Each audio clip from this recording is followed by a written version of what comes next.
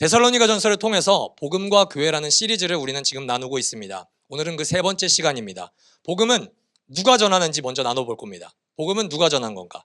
그리고 두 번째, 복음을 전하는 사람이 피해야 할 자세, 이게 두 번째로 나눌 겁니다. 그리고 마지막 세 번째로는 복음을 전해야 할 때 피해야 되는 게 아니라 취해야 할 우리의 태도를 우리가 나눠보겠습니다. 세 가지입니다. 복음은 누가 전하나, 복음을 전할 때 피해야 할 것, 복음을 전할 때 취해야 할 것입니다. 먼저 복음을 누가 전하는 것입니까, 여러분? 우리가 오늘 함께 읽은 본문은요, 바울이 데살로니가 지역에 머물 때 어떻게 자기들이 복음을 전했는가에 대하여서 회상하는 장면입니다. 사람들이 생각하는 바울은 제가 사도 바울이라는 사람의 별명을 붙일 때 저는 이 별명을 쓰는 것을 참 좋아하는데요, 영장류 최강의 기독교인입니다. 호모 사피엔스든 뭐든 인간으로 태어난 역사 이래로 예수 그리스도를 제외한 최강의 기독교인이 저는 사도 바울이라고 생각을 합니다.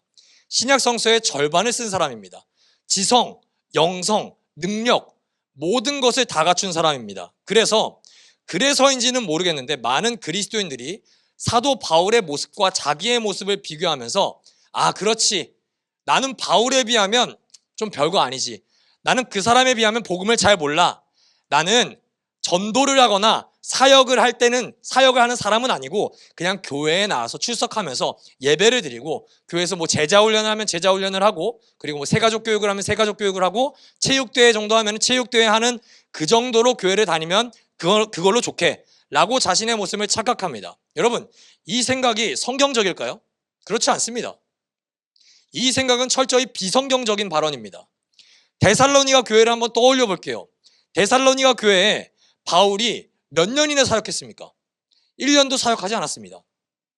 성경에서는 새 안식일 동안 있었다고 이야기하지만 3주라고 계산할 수는 없고요. 학자들은 아무리 길어봤자 6개월 정도라고 생각을 합니다. 여러분, 개척한 지 6개월 만에 담임 목사가 쫓겨났어요. 도망쳤다고요. 바울 대신에 유명한 사역자가 있었나? 아닙니다. 이 교회에는 6개월 동안 복음을 들은 성도들밖에 없었습니다. 근데 이 데살로니가 교회가 어떻게 됐다고요? 부흥했습니다. 마게도냐 지역에, 아가야 지역에 소문이 났습니다. 이 사람들의 믿음과 회심이 소문이 났다고요. 여러분, 이 현상이 나타나는 이유가 무엇입니까? 특별한 설교자가 있었나요? 아니요. 교회에 재정이 많았습니까? 아닙니다. 바울이 얼마나 데살로니가 교회를 걱정할 정도냐면 사례비를 요구하지도 않았습니다. 가난한 교회였습니다. 설교자도 유명한 사람이 없었고 재정적으로도 풍성한 사람이 없었는데 교회가 부흥할 수 있었던 이유는 딱 하나였습니다. 누구죠? 그 교회의 그리스도인들 때문이었습니다. 그 성도님들을 통해서 그 도시에, 전 지역에 분명하게 나타난 하나님 나라의 부흥이 있었습니다. 그리스도인의 소명과 바울의 복음을 이렇게 전파하는구나. 6개월 동안 그 사람들은 바울의 모습을 보고 이게 그리스도인들이 나아가야 할 길이구나. 이게 바로 예수 그리스도를 믿는 성도들이 살아나는 방향이구나. 그들은 그것을 똑똑하게 봤고 들었고 보고 듣는 것으로 끝나는 것이 아니라 본이 되고자 노력했습니다. 나도 이제 바울처럼 살아야겠다. 나도 누군가에게 바울이 나에게 보여줬던 모습 그대로 나도 그 사람에게 복음을 전하는 모습을 보여줘야겠다. 여러분, 데살로니가 교회의 모든 성도들은 사명이 있었고 소명이 있었습니다. 철저하게 삶의 목표가 있었다고요. 현대 교회에서 우리가 지난주에 나눴던 데살로니가 이펙트, 데살로니가 교회에 나타나는 현상이 보이지 않는 이유는 간단합니다. 많은 그리스도인들은 자신의 사명과 소명과 역할을 그냥 교회에 등록해서 출석하는 정도로만 생각하기 때문입니다. 목사님, 나를 건드리지 마십시오. 나는 한 주에 한 번 예배를 드리는 걸로 충분합니다. 나에게 소그룹을 요구하지 마십시오. 나에게 헌신을 요구하지 마십시오. 나는 그냥 이곳에 나가서 예수 그리스도를 주로 고백하고 나는 죽어서 천국 가는 것으로 나는 만족합니다. 이 땅에서 내가 어떻게 사든지 나는 내 맘대로 살겠습니다.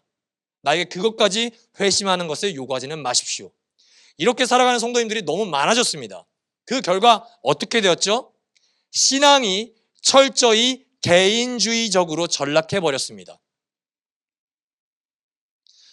누군가와 나의 믿음, 나의 신앙을 연결하려고 하지 않습니다. 교회 안에 있는 사람과도 딱히 연결하고 싶지 않습니다. 여러분, 교회 안에서도 연결하고 싶지 않은데 교회 밖에 비그리스도인과 연결하고 싶습니까? 그런 일이 나타나지 않습니다. 그냥 나는 예수 믿고 천국 가면 되는 존재입니다. 이 땅에서 그냥 주 5일 혹은 주 6일 열심히 내가 놀고 먹고 살다가 주일날 와서 내 마음이 좀 불안하니까 마음의 평안을 주는 하나님을 만나는 존재만 되어버린 것입니다. 사랑하는 여러분, 제가 지난주에 분명하게 나눴죠. 썬데이 크리스천들에게 없는 게 있습니다. 뭐죠? 소명입니다. 이 땅에서 내가 살아가는 목적이 성경과 하나님의 말씀으로 해석이 안 됩니다. 그냥 열심히 벌어먹기 위해서 밥벌이의 노예처럼 5일 동안 살아가고 토요일은 5일 동안 내가 열심히 일했으니까 이제 열심히 놀고 주일은 뭡니까? 이날마저 놀면 조금 찝찝하니까 꾸역꾸역 나와서 하나님께 예배하는 가련한 존재가 되어버린 것입니다. 회사에서도 가련하고 토요일 하루 재밌고 주일에도 내가 하나님께 예배를 드리지 않으면 나는 하나님께 축복을 못 받겠지. 여러분, 이게 소명입니까? 우리의 소명은 여기에 있지 않습니다. 여러분, 여러분들의 소명과 여러분들의 사명은 이 자리에서 예배를 드리는 것에 있지 않아요. 믿으십니까? 언제부터 시작됩니까? 이 문을 밖으로 나갔을 때부터 여러분의 소명은 시작되는 겁니다. 제가 지난주에 말씀드렸죠. What is your mission? 여러분들의 미션은 이 자리에 늦지 않게 와서 마음의 예배에 질문을 적고 헌금을 안 하면 내가 하나님이 재정을 빼앗아갈 것 같으니까 헌금을 드리고 훈련에 참여하지 않으면 내가 교회에서 아웃사이더가 될 것 같으니까 훈련에 참여하는 그런 게 아닙니다. 여러분들의 미션은 우리가 예배 가운데 나눴던 말씀 그리고 집에 가서 읽는 성경 이 말씀을 삶의 현장 가운데 살아내는 거예요. 복음을 전하는 겁니다. 복음을 살아내는 겁니다. 여러분, 그것에 목사인 저와 여러분들의 차이점이 존재할까요? 아니요, 존재하지 않습니다. 사도 바울과 여러분의 차이가 존재할까요? 존재하지 않습니다. 김영원 목사와 여러분 모두 하나님 앞에서는 똑같은 성도라는 직분으로 나아가게 됩니다. 똑같은 사명입니다. 똑같은 미션입니다. 똑같은 소명이라고요.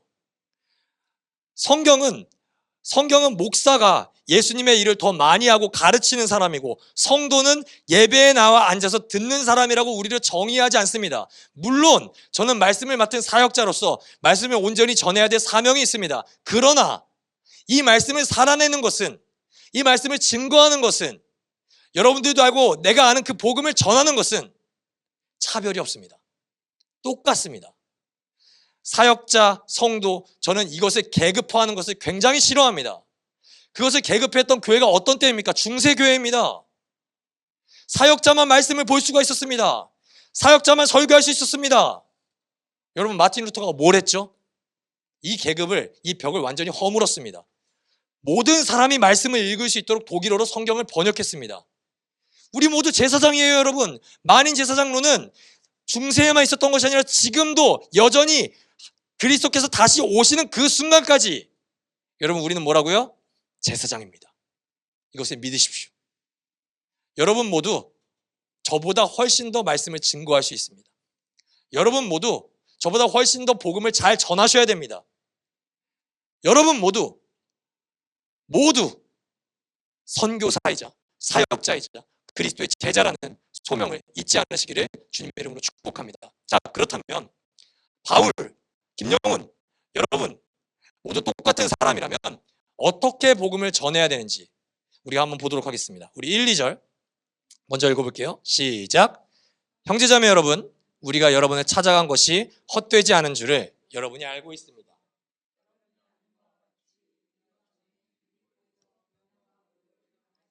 심한 반대 속에서도 하나님 안에서 담대하게 하나님의 복음을 여러분에게 전하였습니다.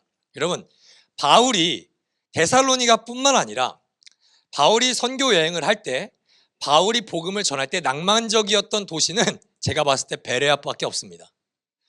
어디를 가든지 바울은 감옥에 갇히고 매를 맞고 도시에서 쫓겨났습니다. 복음을 전하는 일은요, 낭만적이지 않아요. 우리가 착각하는 게 내가 하나님께 정말 감동받았어. 설교를 통해서 나도 복음을 전해야지. 나도 사명을 살아내야지. 여러분, 밖에서 회사에서 복음을 전해보십시오. 와, 정말 내가 기다리던 소식이었어.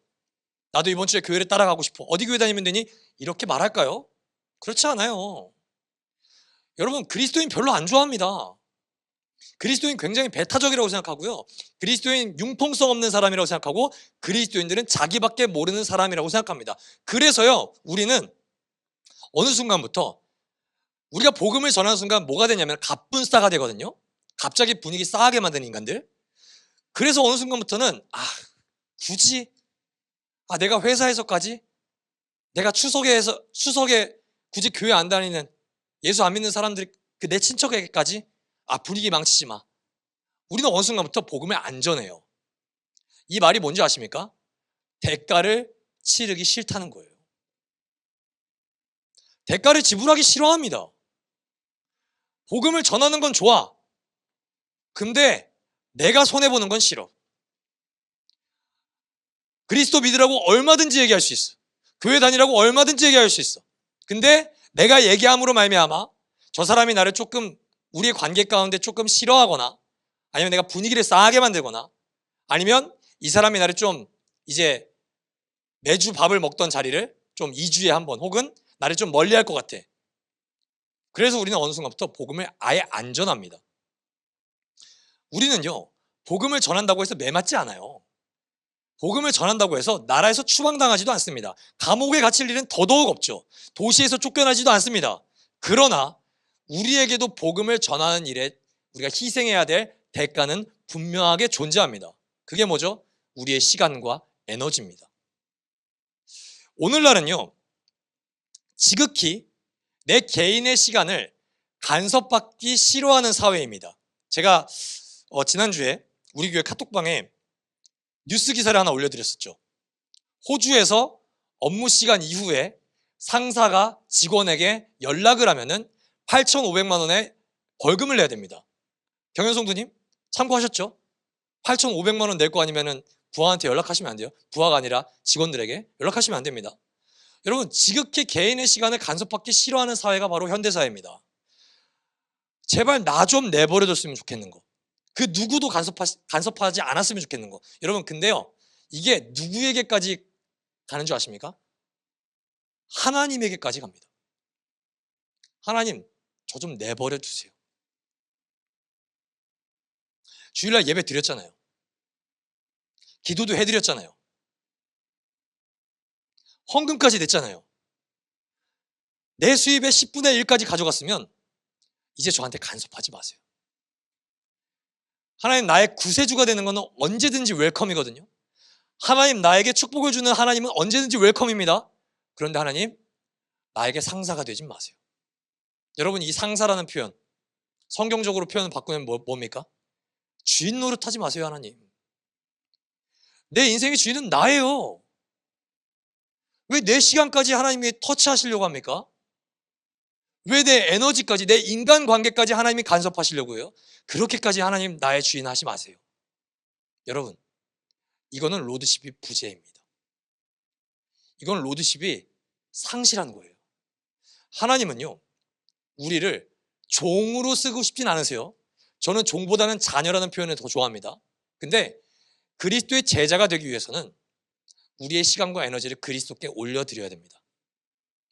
내 모든 인생의 여정을 하나님께서 통치하실 수 있게 맡겨놔야 됩니다. 여러분, 하나님 나라가 제가 늘 무슨 단어로 사용하죠? 하나님의 통치입니다. 내 시간과 내 에너지를 하나님의 통치 아래 무릎 꿇지 않고 내어드리지 않는 성도는요, 일상 속에서 하나님의 나라를 누릴 수가 있다 없다? 절대 못 누립니다. 불가능합니다. 내가 주인 된 사람이 어떻게 하나님의 나라를 누립니까? 내가 주인 된 사람은 철저히 누릴 수 있는 것은 나의 왕국밖에 없어요. 여러분, 그 왕국을 누려보셨죠? 기쁨과 평안이 있던가요? 자유함이 있습니까? 아니요. 자유함을 추구해서 내가 나의 주인으로 살아봤지만 결국 어디에 종속됩니까? 돈에 종속되고 관계에 종속되고 수많은 세속의 가치에 종속되는 것이 내가 자유를 추구했던 나의 인생입니다. 하나님께 종속될 때 인간은 유일하게 자유함을 누릴 수가 있는 것을 믿으시기를 바랍니다. 우리는 어느 순간부터 하나님의 존재를 상사로 생각합니다. 복음을 우리의 사명이 아니라 주일에 교회라는 오피스에서 만나야 되는 일처럼만 여기고 있습니다. 일상에서 굳이 내가 복음을 증거해야 됩니까? 한 주에 한 번 뜨겁게 예배하면 되지 않습니까? 목사님, 나도 하고 싶은 거 많아요. 나도 놀고 싶은 거 많아요. 나도 누리고 싶은 취미가 많아요. 희생까지는 요구하지 마십시오. 여러분, 복음은 대가를 치를 때 복음이 됩니다. 그리스도께서 우리에게 십자가와 부활이라는 대가를 치르지 않았으면 그 복음은 우리에게 복음일 수가 없습니다. 우리가 복음이 전해지길 원한다면 십자가의 은혜만 사모해서는 복음은 전해지지 않습니다. 십자가를 지어야 합니다. 나에게 주어진 그 풍성한 은혜, 놀라운 긍휼, 그 사랑을 우리가 와 너무 행복해요. 주님 일요일에 와서 여기에 텐트 치고 내가 여기서 떠나고 싶지 않아요. 아니요. 주님은 말씀하십니다. 가라. 나가. 축도 끝났으면 가라. 가서 여기에서 누린 하나님의 나라를 일상 속에서 살아내라. 이 성경 안에서 네가 발견한 그 보화와 같은 그 값진 진주와 같은 복음을, 그 맛집을 그냥 너 혼자 알고 있는 것이 아니라 너에게 가장 소중한 사람들에게 전해줘라. 이것이 바로 복음입니다. 바울이 참 멋있죠. 근데 그 멋있는 삶을 살고 싶은 사람은 별로 없습니다. 누군가는 매를 맞고 누군가는 수치를 당하면서까지 복음을 전하는데 우리는 솔직히 예배를 제외하면은, 여러분 솔직히 일주일 가운데 우리가 말씀 읽고 기도하는 시간까지 포함할게요.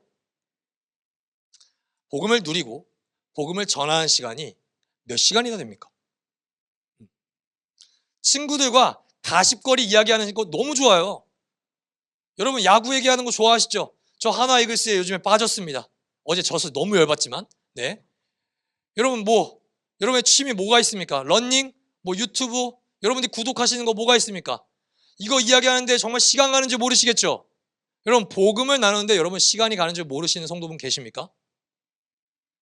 내가 만난 예수 이야기하는 거, 내가 이번 주에 들었던 은혜 이야기하는 거, 내가 복음을 만나서 변화된 이야기하는 거, 여러분 이것에 우리가 솔직히 몇 분이나 사용하나요? 시간이 없을 겁니다. 저도 그렇습니다. 저도 이 설교를 하면서 너무나도 회개를 합니다. 초대교회의 부흥이 왜 우리나라 가운데 이 시대에 왜 안 나타나는지 물어보는 성도님들이 굉장히 많습니다. 초대교회에요. 초대교회에 계셨던 하나님, 삼위일체 하나님, 지금 시대의 하나님, 삼위일체 하나님 똑같습니까? 다릅니까? 달라요? 똑같아요. 우리는요 질문을 바꿔야 됩니다. 왜 초대교회에 부흥이 일어나지 않는지 이거 그만 물어봐야 됩니다. 어게인 1907 그만 얘기해도 됩니다. 우리가 우리 자신과 우리 교회에게 물어봐야 되는 질문은 이거입니다. 초대교회 성도들의 모습과 우리의 삶은 비슷한가? 여러분 교회는 우리잖아요. 데살로니가 교회가 건물이 있었을까요? 스피커가 있었어요? 마이크가 있었어요? 아니요. 교회는 하나님의 부르심을 받은 존재들의 모임입니다. 공동체입니다. 그렇다면 질문을 해봐야죠. 데살로니가 교회 공동체의 성도들의 삶과 라이트하우스 일산 공동체의 성도들의 삶이 같은가? 같은데 부흥이 안 일어난다. 성경은 뻥입니다. 성경은 구라죠.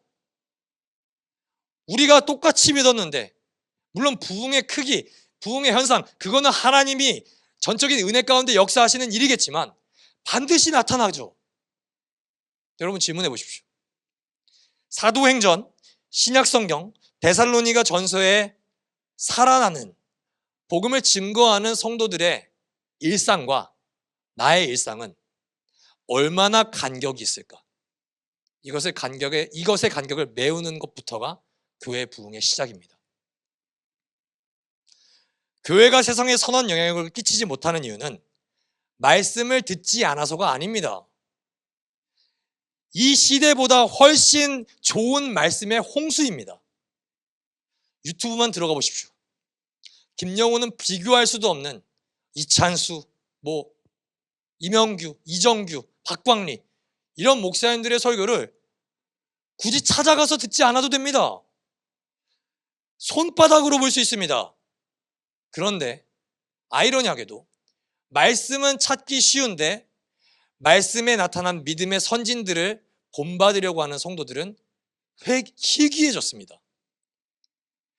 설교를 보는 것은 좋은데 설교에서 말씀한 믿음의 선진들을 내가 보여주고 싶다, 거룩한 목표를 가지고 있는 성도들은 사라지고 있습니다. 여러분, 건강한 교회의 표징이 뭘까요? 아까 그리팅 시간에 누가 말씀하신 것 같은데 좋은 교회를 찾고 싶습니다. 여러분, 우리 습관처럼 건강한 교회 이야기하지 않습니까? 건강한 교회가 어떤 교회입니까? 개척하고 지금 2년 반이 지나서 오늘 오신 분들도 그렇고 저한테 교회에 대해서 문의를 주는 분들이 조금 요즘에 많아졌습니다. 저한테 이런 이야기를 하더라고요. 라이트하우스 일산이라는 교회가 참 건강해 보입니다. 메시지를 주셨길래 제가 여쭤봤어요. 뭘 보고 우리 교회가 건강해 보이십니까? 그러니까 이런 얘기를 하시더라고요. 매달 31일이 되면 인스타그램 그리고 카톡 채널에 재정이 투명하게 공개하는 것, 그리고 남을 돕는 긍휼과 선교에 재정을 많이 사용하는 게 참 건강한 교회 같아요. 여러분, 그러면 건강한 교회입니까? 이게 교회의 건강성을 입증해지는 지표입니까? 물론 이게 어떤 한 부분은 될 수 있어요. 목회자의 설교도 어떤 한 부분은 될 수 있습니다. 그러나 교회가 정말 건강하다는 지표, 그 증거라고 할 수 있을까요? 저는 그렇게 생각하지 않습니다. 교회가 정말 건강하다면 가장 뚜렷하게 나타나는 현상은 재정이 아닙니다. 교회가 민주적인 구조를 갖냐 안 갖냐 이것도 아닙니다. 교회가 건강한 표징을 나타내는 가장 확실한 증거는 복음에 감격하여 일상 속에서 복음을 증거하는 제자들이 많아지는 겁니다. 교회 안에서만 종교적 서비스를 누리려고 하는 사람들이 아니라 하나님이 자신의 부른 사명을 정확하게 붙잡고 교회 안과 교회 밖에서 믿음의 본을 보이는 사람들이 많아지는 것, 그게 그 교회가 건강하냐 건강하지 않냐를 나타내는 표본입니다. 사랑하는 라이트하우스 일산 여러분, 이 문장을 봤을 때 그리고 나의 삶을 봤을 때 라이트하우스 일산 교회 건강한 교회입니까? 천만의 말씀입니다. 우리 교회 건강하지 않습니다. 건강해지려고 이제 슬슬 우리 안에 있는 잘못된 습관과 해야 될 습관을 우리가 배워가는 교회죠. 저와 여러분이 일상 속에서 복음을 전하는 일에 시간과 에너지를 쏟는 대가를 지불할 때, 내 삶을 드리는 교회가 될 때 우리는 건강한 교회라고 어디 가서 자신감 있게 말할 수 있을 겁니다. 사랑하는 성도 여러분, 건강한 교회가 됩시다. 할렐루야. 복음을 증거하는 교회가 되어야 됩니다. 가난해도 됩니다. 남에게 선교를 못해도 됩니다. 그러나 복음을 증거하는 일을 하지 않는다면 우리 교회는 하나님께 최악의 교회입니다. 이거를 두려움으로 받으십시오. 우리가 주님 앞에 나아갈 때, 주님께서 만일 오늘 이 시간이라도 강림하실 때 라이트하우스 일산교회 뭐하냐? 복음을 증거했습니다. 이 고백을 자신감 있게 할 수 있는 교회가 되기를 주님의 이름으로 축복합니다. 교회를 10년 이상 다녔습니다. 모태신앙입니다. 그런데 내가 복음을 전해본 기억이 몇 년 전인지 기억도 안 된다면 여러분 얼마나 비참합니까? 교회가 복음을 전했던 기억이 정말 우리가 복음이 언제 전했는지 생각도 나지 않는다면 그 교회는 얼마나 비참한 교회입니까? 사랑하는 그리스도의 제자된 여러분, 제자의 사명을 잃어버리지 마십시오. 사도 바울 아닙니다. 목사 김영훈도 아닙니다. 그리스도인으로 살아가는 우리 모두가 복음을 전수하는데 부름받은 존재임을 잊지 않기를 주님의 이름으로 축복합니다.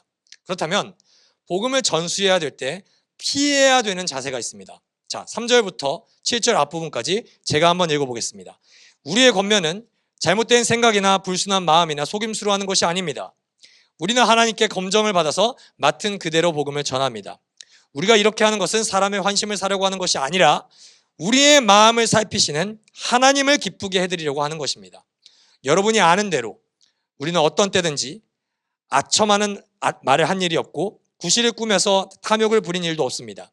이 일은 하나님께서 증언하여 주십니다. 우리는 또한 여러분에게서든 다른 사람에게서든 영광을 구한 일이 없습니다. 물론 우리는 그리스도의 사도로서 권위를 주장할 수도 있었습니다. 자, 세 가지를 여러분들께 말씀드리겠습니다. 먼저 잘못된 생각이나 불순한 마음, 속임수로 복음을 전하려는 방법을 피하십시오. 자, 내가 복음을 증거한다고 가장을 해봅시다. 세속적인 사회에서 가장 효과적인 복음 전파는, 자본주의 사회에서 가장 효과적인 복음 전파는 무엇입니까? 예수 믿으십시오. 잘 될 겁니다. 예수 믿으십시오. 여러분들의 삶이 형통하게 될 겁니다. 지금 중산층으로 아직 안 됐습니까? 예수를 믿으십시오. 하나님께서 여러분들에게 축복을 주셔서 하루빨리 84형 아파트로 이사하게 해주실 거고 중산층으로 여러분들 거듭나게 해줄 겁니다. 여러분, 돈이 없는 사람들에게는 이게 복음입니다. 아픈 사람들에게는 복음이 뭡니까? 우리 교회에 나오십시오. 모든 질병이 다 고쳐질 겁니다. 연애를 하고 싶은 청년들, 우리 교회 오십시오. 예쁜 여자와 잘생긴 남자들이 여러분들을 기다리고 있습니다. 우리 교회 오시면 결혼할 수 있습니다. 복음이에요? 복음 아니에요, 여러분. 복음 아니라니까요. 이렇게 해서 교회를 데려오는 게 효과적일까요? 물론 그렇게 해서 진짜로 말씀을 통해서 복음을 만나는 청년들이나 사람들도 있겠죠. 근데 만약에 내가 교회 왔습니다. 그 사람 따라서. 내가 부자가 안 돼요. 내가 연애를 못합니다. 내 병이 낫질 않아요. 그럼 이 사람들에게 생기는 감정은 무엇일까요? 1번, 기쁨과 평안. 2번, 사기에 대한 분노. 저는 2번이라고 확실합니다. 여러분, 복음에 다른 것을 덧칠하지 마세요. 아까 그리팅 시간에 가희 성도님이 이런 얘기했죠. 뭔가를 물어보는데 내가 아는 만큼만 대답했다. 그게 정답이에요. 모르면 모른다고 그냥 솔직하게 얘기하십시오. 그거 하나님 나라의 부흥에 걸림돌 되지 않습니다. 하나님 나라가 부흥하는 것은 가장 내가 아는 복음을 아는 대로 증거하는 게 가장 도움이 됩니다. 여러분, 신천지가 제일 많이 하는 게 뭐예요? 애니어그램 비롯해서 동아리, 홍보 이런 걸로 접근하는 거 여러분 다 속임수예요. 신약 성경의 복음을 증거한 사람들 어떻게 증거합니까? 그리스도를 증거합니다. 맡은 그대로의 복음만 증거합니다. 하나님이 구약에서 알려주시고 신약에서 예수 그리스도를 통해 보여주신 삶 그대로만 전합니다. 그걸 듣고 재미없는데요? 거부하고 싶은데요? 거부해라. 괜찮다. 그걸 듣고 회개하면 회개하고 거부하면 거부하고, 그거는 우리의 영역이 아니에요. 그건 하나님이 하실 일입니다. 우리는 우리에게 전하신 성경에 쓰여있는 복음을 그대로 전할 때 그 복음에는 능력이 있습니다. 여러분, 그리스도를 전하십시오. 죄인인 우리 때문에 우리를 사랑하셔서 이 땅에 오셔서 십자가에서 우리의 모든 죄를 대신하여 죽으시고 부활하시고 승천하셔서 결국 이 하나님 나라를 완성하기 위하여 이 땅에 오실 그리스도를 전하는 것, 그것만으로 여러분 충분합니다. 그걸 듣고 회심할 사람들은 회심합니다. 여러분, 복음에 따른 거를 덧칠하지 마십시오. 성경이 말하는 복음을 증거하는 우리가 되기를 주님의 이름으로 축복합니다. 두 번째, 저는 이게 제일 중요하다고 생각합니다. 사람의 인정을 받고자 하는 욕구를 버리십시오. 여러분, 오늘 처음 오셨든 기존에 우리 교회를 다니시던 여러분들이 복음을 전해서 다음 주에 누군가 이 자리에 오면은 우리 모두가 정말로 기뻐할 겁니다. 환영할 겁니다. 근데 만약에 내가 누군가를 데려왔습니다. 근데 김영호 목사도 그렇고 여기 있는 성도들이 딱히 알아주지 않습니다. 막 칭찬과 박수를 주지 않습니다. 나를 대우해 주지 않습니다. 여러분, 그때 어떻게 하실 겁니까? 후회하실 겁니까? 분노하실 겁니까? 여러분, 이게요 되게 중요한 말인데요, 전도를 예로 들었지만 여러분들이 기도한다든지 헌신하다든지 헌금을 하신다든지 사람의 인정을 구하면 끝이 없습니다. 교회에서 성도들이 삐지는 가장 대표적인 이유가 뭔지 아세요? 목사가 안 알아줘서 그렇습니다. 내가 식당 봉사를 하지 않다가 식당 봉사를 했는데 지나가는데 나에게 칭찬을 안 해주는 거예요. 그래서 우리 교회가 밥을 안 먹는 겁니다, 여러분. 여러분, 저는요, 실제로 예전에 무슨 이야기를 들으면서 제가 헌신했냐면은, 야, 목회자의 칭찬 듣는 거를 하나님께 칭찬 듣는 것을 여기고 열심히 해. 저는 이런 소리를 들어봤어요. 저 미친 듯이 전도했습니다. 저 한 달에 28명도 교회에 데려와 봤어요. 여러분, 근데요, 놀라운 사실은 뭔지 아십니까? 저보다 많이 데려온 인간이 있어요. 여러분 아시죠? 올림픽 끝났잖아요. 유키즈의 동메달 불러줘요? 안 불러줘요. 교회에서도 어떻게 합니까? 제일 전도 많이 한 사람, 제일 헌금 많이 한 사람, 가장 먼저 알아줍니다. 여러분, 이 사람들이 어떻게 되죠? 이 도파민에 중독됩니다. 아, 그렇지. 내가 목사님께 인정받았어. 하나님께도 인정받았겠지. 그래서 목회자한테 인정받기 위해서 더욱더 열심히 합니다. 여러분, 제가 부탁할게요. 저 그렇게 여러분 칭찬 많이 안 해요. 저의 친절을 기대하고 오신 성도님들, 저 생각보다 불친절한 목사입니다. 여러분들이 11조 하셔도 우리 성도님 다 아시죠? 한 번도 너무 기특해요, 귀한 믿음입니다, 이런 말 안 합니다. 여러분들이 전도하면 좋아할 거예요. 근데 그렇다고 해서 여러분들의 성도들을 차등하게 대우할 일이 저는 일평생 없을 거예요. 그러니까 여러분, 저한테 인정을 바라지 마세요. 저도 여러분에게 인정받으려고 설교한 적 한 번도 없습니다. 따라합시다. 하나님의 인정. 그거 하나면 충분해요. 김영훈이 뭐라고 90년생한테 인정받아서 뭐예요? 내가 뭐 이건희 정도 됩니까? 대통령도 안 돼요. 동사무소 소장보다도 못한 존재가 저예요. 그러니까 여러분, 하나님 보고 신앙생활 하세요. 교인들은 목사 만족시키려고 하지 마시고, 저도 여러분 만족시키려고 열심히 신앙생활 하지 않을 겁니다. 하나님이 기뻐하시는 교회만 생각하십시오. 그때 우리는 사람의 인정이라는 중독에서 해방될 겁니다. 할렐루야. 마지막으로, 당연히 요구할 수 있는 권리를 포기하십시오. 제가 질문 하나만 해볼게요. 사역자는 사례비를 받아야 됩니까? 받으면 안 됩니까? 받으면 안 돼요? 깜짝 놀랐습니다. 출교시킬 뻔했습니다. 당연히 받아야죠, 여러분. 저 열심히 설교 준비해요, 생각보다. 그런데 사도 바울은 데살로니가 교인들이 가난했습니다. 다른 교회에 연벌을 요청할 정도였어요. 그래서 그들에게 짐을 지어주려고 하지 않았습니다. 그래서 바울이 한 게 뭡니까? 우리가 교회 다니면 종종 듣는 표현, 이중직, 텐트메이커, 천막을 만드는 일, 그거 밤낮으로 일하면서요, 자신의 생계는 자신이 조달했습니다. 여러분 오해하지 마세요. 사례비 이제 우리 라이트하우스에서는 주지 말라는 게 아닙니다. 예, 여러분 오해하지 마세요. 주셔야 돼요. 좀 받을 겁니다. 바울이 아니니까. 근데 여러분 얼마든지 포기할 수 있어요. 여러분들이 그러실 형편이 아니라면 저는 올려달라고 안 합니다. GS25시 가서 기꺼이 바코드를 찍을 자신이 있습니다. 형제자매 여러분, 여러분은 우리의 수고와 고생을 기억하고 있을 것입니다. 우리는 여러분 가운데 아무에게도 폐를 끼치지 아니하려고 밤낮으로 일을 하면서 하나님의 복음을 여러분에게 전파했습니다. 여러분, 사역자에게 사렙이라는 예를 들었지만 성도에게는 시간입니다. 성도에게는 에너지입니다. 내가 마땅히 내 시간을 주장하고 내 돈임을 주장하면서 살 수 있습니다. 그게 죄가 아닙니다. 내 시간에 마땅히 여행을 갈 수 있고 취미를 즐길 수 있습니다. 성공을 위해서 더욱더 악착같이 일할 수도 있습니다. 그것은 우리의 삶에 주어진 당연한 권리입니다. 그런데 그 권리만을 더욱더 쫓아서 내 삶을 윤택하는 것만 우리가 생각하면서 살아갈 때, 나를 통하여 누군가가 복음을 영접하고 나를 통하여 누군가가 그리스도를 닮은 제자로 변화되는 것을 우리가 경험할 수 있을까요? 저는 불가능하다고 확신합니다. 그건 불가능해요, 여러분. 내 헌신으로 말미암아 어떤 사람이 복음으로 거듭나고 성장하는 것을 삶 속에서 경험할 때 우리는 복음을 더욱더 깊게 체험할 수 있습니다. 여러분, 제가 단언할게요.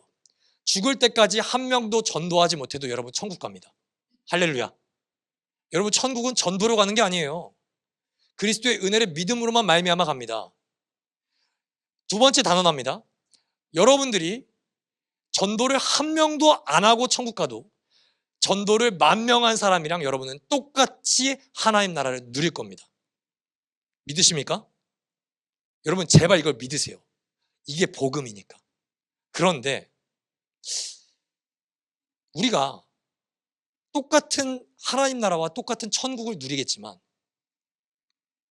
우리에게 그 주신 복음의 은혜를 사명과 소명이라는 부르심으로 우리를 부르셨거든요. 근데 우리가 그것에 동참하지 않고 예수 그리스도를 만난다면 우리가 조금 부끄럽지 않겠습니까? 우리가 좀 죄송하지 않을까요? 사랑하는 여러분, 권리와 헌신이 여러분에게 주어졌을 때 권리를 택하지 마십시오. 헌신을 택하십시오. 복음을 증거하는 사람은 권리를 누리는 사람이 아닙니다. 헌신을 드리는 사람입니다. 그 사람을 통해서만 복음이 나타납니다. 여러분, 권리가 아니라 헌신을 하나님께 드리는 우리 모두가 되기를 주님의 이름으로 축복합니다. 자, 마지막, 복음을 증거해야 될 3가지를 우리가 살펴봤다면 복음을 증거하는 사람이 피해야 될 모습을 우리가 한번 보겠습니다. 취해야 돼. 7절 후반부. 그러나 우리는 여러분 가운데서 마치 어머니가 자기 자녀를 돌보듯이 유순하게 처신하였습니다. 첫 번째, 복음을 전수하는 사람은 엄마의 마음이 있어야 됩니다. 이게 진짜 힘든 겁니다, 여러분. 여러분, 가끔 저희 집에 하유리의 할머니인 박옥기 성도님이 오시거나 아니면 뒤에서 PPT를 하고 있는 하유리의 엄마 박소연 성도님이 하율이랑 노는 거를 보잖아요. 유치합니다. 환갑이 넘으셨어요. 30대를 넘었단 말이죠. 근데 이 아이의 눈높이에 맞추려고 말도 안 되는 소리를 냅니다. 두 발로 직립보행이 가능한 존재들이거든요. 근데 기어다닙니다. 허리가 아픈데 불구하고 굳이 숙여서 아이에게 하율아 보이지 까꿍 까꿍이 의미가 있는 말인가요, 여러분? 아주 유치하기 짝이 없습니다. 근데 엄마들은 그 눈높이를 기꺼이 맞춥니다. 왜죠? 사랑하니까. 복음을 전수할 때도요, 상대의 눈높이에 맞출 수가 있어야 됩니다. 내가 아는 진리의 풍성함이 정말 해박할 수가 있습니다. 그러나 상대가 알아듣지 못하는 말로 하는 것은 의미가 없습니다. 그래서 교회에서 가끔 교수님들을 초청하면 설교 때 어떤 현상이 일어납니까? 다 잡니다. 너무 어려운 말로만 하니까요. 여러분, 죄인의 눈높이에 맞춰서 복음을 증거하십시오. 이 사람들의 언어로 복음을 증거하십시오. 칭의니, 성화니, 하나님 나라니 이런 거 모릅니다. 이 사람이 가장 이해할 수 있는 단어로 보란스, 변환시켜서 복음을 증거하는 우리가 되기를 주님의 이름으로 축복합니다. 엄마의 마음은 어떤 마음입니까? 애가 알아주지 않아도 계속합니다. 여러분, 어머니이신 분들 있죠? 아들이 내가 노력한 만큼 보답을 하나요? 아기 때부터? 우리 엄마가 진짜 이유식 만드는데 고생했어. 오늘은 조금 더 늦게 일어나야지. 우리 엄마가 진짜 이유식 만드는데 고생했어. 나 편식하지 않고 주는 대로 다 먹어야지. 그럽니까? 아니에요. 애호박 입자가 조금만 두꺼워도 우엑 하는 애가 하율입니다. 여러분, 아이는 엄마의 마음을 알 수가 없어요. 엄마의 노력을 알 수가 없어요. 그러나 엄마는 그거에 상관없이 아이에게 끝까지 눈을 맞춥니다. 사랑하니까요. 복음을 증거할 때 내 노력과 내 시간과 내 에너지를 쏟는 거에 비해 이 사람 알아주지 않을 확률이 100%입니다. 그러나 포기하지 마십시오. 사랑하니까. 자, 두 번째, 복음을 전수하는 사람은 아빠의 마음도 함께 갖고 있어야 됩니다. 11절이랑 12절 함께 읽겠습니다. 시작. 여러분이 아는 바와 같이 아버지가 자기 자녀에게 하듯이 우리는 여러분 하나하나를 대합니다. 우리는 여러분을 권면하고 격려하고 경고합니다마는 그것은 여러분을 부르셔서 당신의 나라와 영광에 이르게 하시는 하나님께 합당하게 살아가게 하려는 것입니다. 여러분, 성경을 이제 본문을 이야기하기 앞서서 당시 고대 근동의 문화에서 훈육을 담당하는 사람은 엄마가 많이 했을까요? 아빠가 많이 했을까요? 당연히 아빠가 많이 했습니까? 자, 아버지는 자식에게 권면과 격려도 하지만 경고도 할 수 있어야 됩니다. 엄마처럼 아이의 눈높이에서 우쭈쭈 잘한다 할 수 있지만 때로는 하율아 그렇게 하면 안 돼. 그건 너에게 위험해. 그건 너에게 득이 되지 않아. 라고 선을 그어줘야 할 때도 분명히 존재합니다. 저희 애가요, 할머니랑 엄마의 머리카락이 길잖아요. 그러니까 막 잡아당겨요. 여러분 어떻게 하실래요? 잘 잡아당겼어. 어차피 죽으면 머리카락은 아무 의미가 없지. 더욱더 뽑아. 아무 의미 없어. 천국 가면 새로운 몸으로 탄생할 거야. 여러분 그렇게 하실까요? 아니요. 그거 하는 거 아니야. 손 내려놔. 애가 알아듣던 알아듣지 않던 애에게 알려줘야 됩니다. 왜냐? 이것은 이 아이에게 도움이 전혀 되지 않기 때문입니다. 교회에서도 마찬가지예요. 제가 여러분들의 복음의 전함에 있어서 그리고 성도님들과 관계에 있어서 이 사람이 죄악에 빠질 때 여러분들은 무조건 엄마니까 야 괜찮아 은혜가 있어 괜찮아 우리에게 은혜는 변하지 않아 말할 수 있어요. 그러나 단호하게 이야기하셔야 됩니다. 그거는 하나님이 기뻐하시지 않을 것 같아. 그거는 너의 영성에 도움이 되지 않아. 그거는 우리가 자기를 부인하고 십자가를 지고 하나님께 돌이켜야 되는 회개야. 사랑하는 여러분, 오케이를 할 때는 오케이를 할 수 있어야 되지만 엄마로서 노라고 할 때는 분명하게 노라고 해야 됩니다. 그게 부모로서 진짜로 사랑으로 복음을 증거하는 사람의 태도입니다. 대신에 노라고 할 때는 분명하게 목적이 있습니다. 너가 싫어서 그래. 그게 아니죠. 당신의 나라와 영광에 이르게 하시는 하나님께 너가 합당하게 살기 위해서야. 사랑하는 성도 여러분, 우리에게 주신 복음은요, 우리에게 자유함을 얻기 위해서 주셨습니다. 그러나 그 자유함은 방종이 아닙니다. 거룩함을 누리기 위해서입니다. 하나님 나라를 누리기 위해서입니다. 죄의 종로를 타던 우리가 죄에서 해방되어서 하나님 나라를 누리게 하는 그 자유를 위해서 하나님께서 복음을 주신 것입니다. 그러니까요, 여러분, 나의 삶 가운데 노라고 할 부분은 단호하게 거절을 하십시오. 나에게 경고를 하십시오. 그것이 나와 내가 복음을 전하는 사람의 영혼을 더욱더 하나님이 보시기에 아름답게 성장시킵니다. 이제 말씀을 정리하겠습니다.